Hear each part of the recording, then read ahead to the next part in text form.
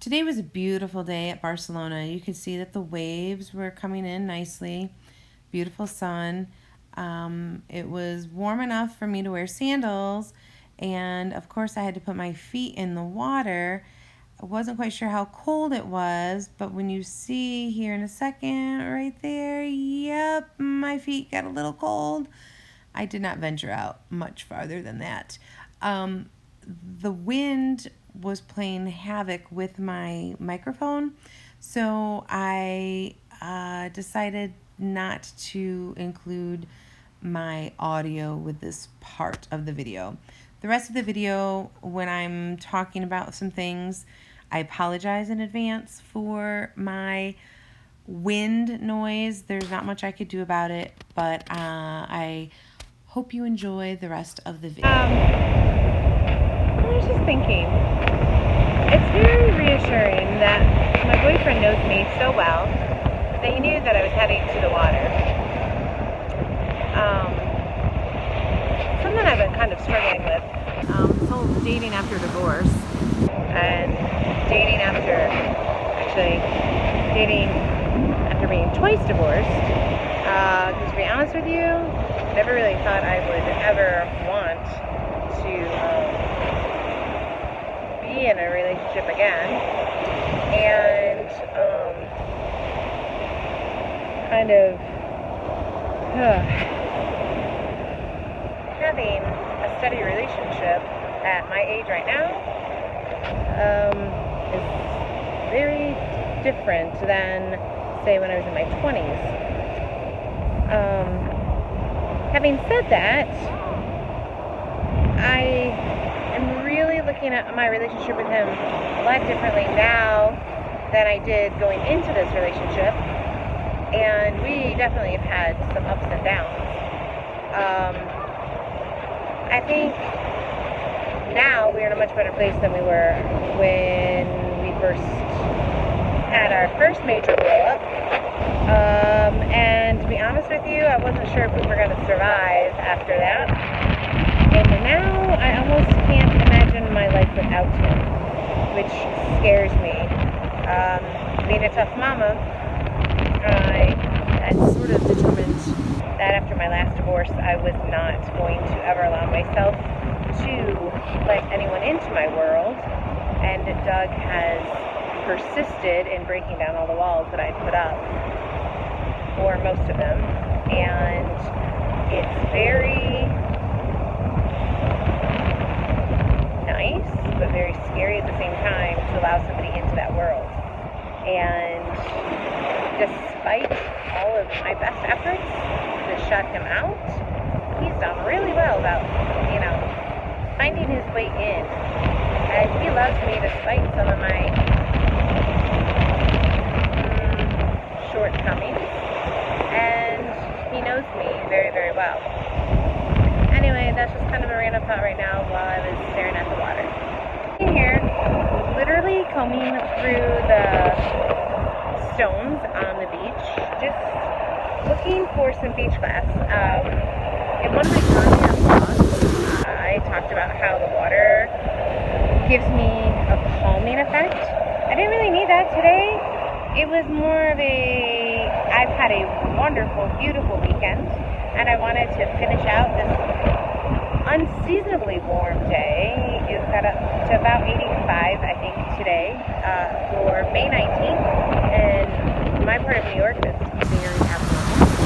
So I thought I would head down to the lake, and because I'm flying solo today at the beach, I don't have Doug's eagle eyes to be walking and looking, and there are quite a few people out on the beach, so I thought I would just sit down and maybe do the lazy girl way today and just start combing, pushing rocks away and hopefully finding some pieces. I found quite a few clear pieces of glass, nothing spectacular yet, but I'm going to keep looking. Also kind of sitting here listening to the water, and it's given me some time to think about not anything in particular, but a few things. I still haven't completely wrapped my head around the fact that I'm not going to Alaska. I definitely am, saddened by the fact that I don't get to go at this time. But I I know that it's what I have to do. Some of the hardest choices in life are not the easiest ones to swallow. It takes a long time to accept them, obviously, because they're hard choices. But ultimately, for me right now, I know that's the best choice. And I know that something down the road will work out better for me. I just don't know what that something is going to be yet. So I'm still trying to wrap my brain around that one. The other thing that's been kicking around in my brain a lot today is, as much as I know that there are other things out in the world for me to do, I know that I do enjoy my students. But when I was talking to my aunt yesterday, without even thinking, it came out of my mouth that I know I don't like teaching my content area all the time, because I'm finding it harder and harder to justify all the things that we have to teach. But I like helping my students. And with talking to Doug yesterday, or maybe the day before, we were talking about previous jobs I've had in my life. And I've always had customer service jobs. I've always liked to help people. I really am thinking I want to go back to school. I think I want a different whole career. I'm really thinking perhaps a counselor, maybe being a school counselor. I've toyed around with that idea before, but I didn't know if I could do it as far as money-wise, or as far as, how would I do it? Going to college and raising a kid and working. Now that Sydney's in college, I see a good piece of glass. I gotta get it. Now that Sydney is in college, and everything, sorry about that, I don't know how it would impact her financial aid. I mean, there's so many questions. So I guess all I have to do is start looking into it. I think it would require another master's degree. So many questions. I just know I don't want to become that bitter teacher. And I want to help students, but I don't want to help them in the capacity I'm helping them now. And I had a really good conversation with one of my students the other day, and I know I made some headway with her, and I know I helped her more than I could ever help her as an ELA teacher. And I just listened to her, and I just helped her kind of talk through some things. And to me, that was more of a rewarding day than giving a kid a C+ on an essay. So perhaps that's where my path is going to be leading me. I don't know. I don't think this is a midlife crisis. This has been brewing for a while. I've been sitting here thinking in front of the water. It's just becoming more and more clear that life is just too darn short not to do what you want to do. And I love spending time with Doug, and I love spending time at the water, and I want to be happy. Alright, so I've been here about an hour, give or take, and I have not even probably a quarter of a pocket full of beach glass, and that's okay. I have done some soul searching, some thinking, some just kind of vegging, for lack of a better term. I guess that kind of shows my age. I don't think the kids call it vegging anymore. But I feel as if I'm more grounded right now and more centered. Definitely feel a little bit more at ease going into a short week of work. It's going into a holiday weekend, so that's kind of nice. The sun is still high, pretty high in the sky. It's going to be quite some time before the sun sets. I'd love to stay here until sunset, but alas, I do have to get back to reality and get some things done before my work week starts again. But I just thought I would wrap up this little side trip to the beach with a few closing ideas.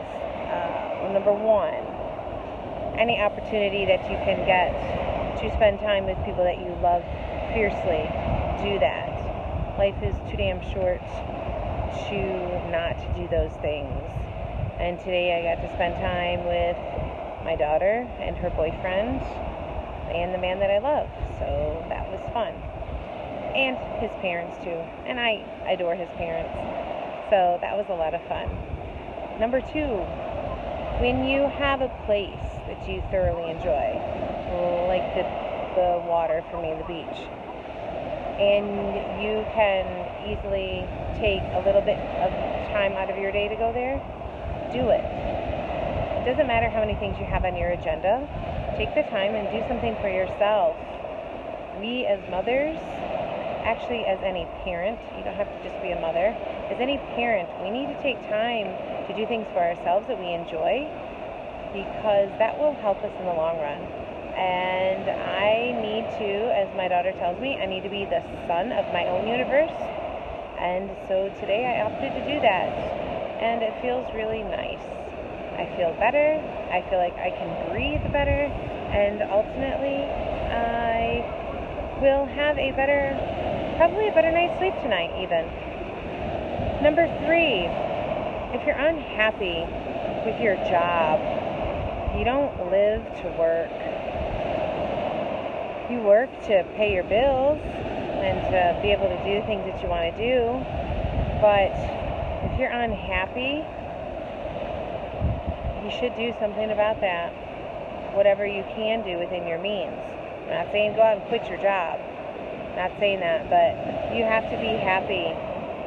And you need to find that happiness, whatever you can do to find that happiness.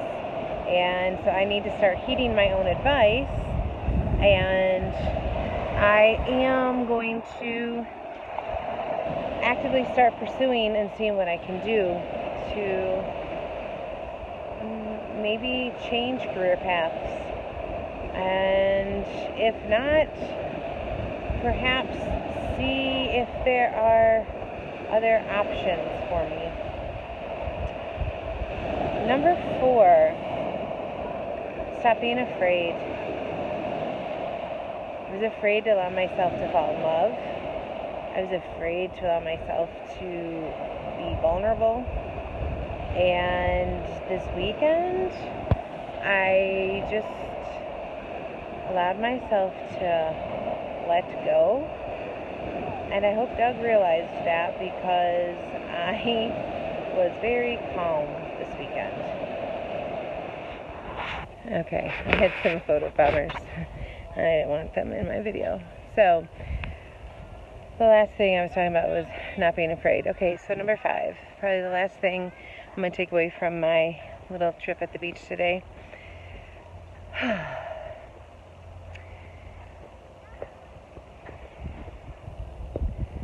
Learning to breathe is something that we do as humans. The moment we take our first breath, when we literally come into this world, we know how to do it. It's instinctive. It's something that we never have to stop and think about. The actual biological part of breathing. I'm not talking about that. I'm talking about the breathing of actually living and experiencing life, and just not existing, and actually living and exhaling and getting the junk out of your system and letting that negativity out and breathing in the good stuff. And I need to get better at that. I hold my breath a lot, not literally, figuratively. I don't bite my tongue, by all means. I definitely don't. But I hold my breath in that I'm always afraid of the bad thing happening. So when I say I'm learning to breathe, I'm learning to live again. I'm learning to not be afraid. So 4 and 5 go together. So if nothing else, I hope you people out there learn to breathe a little bit more along with me. Have a good one.